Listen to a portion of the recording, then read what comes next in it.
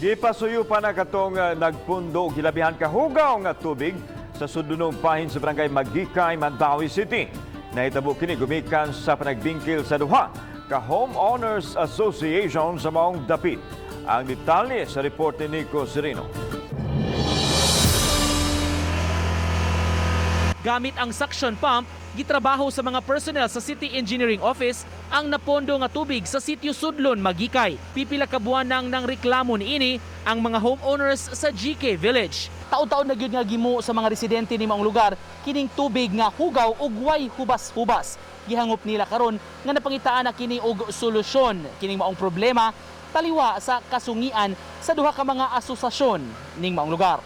Labaw pa kasol sir kay labi na akong mga anak gagmay pa. Kunya nag-worry tang basing mga kanindinggi ba.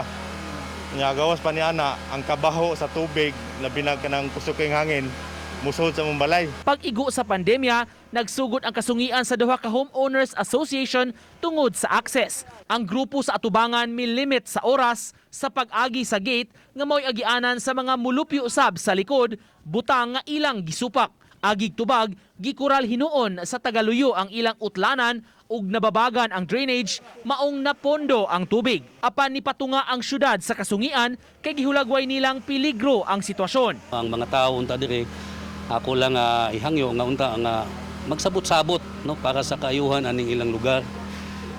Dili nato ni masulbad ang maong problema kung buktian nato og laing problema. We must use the power of the government to break the impasse or the kaning gitawag nila stalemate aning duha ka homeowners association. I-open ang drainage, i-open ang agianan. Aron hingpit nga mahubas gyud ang tubig nga napondo, gipabakbak kaganiha ang parte sa koral.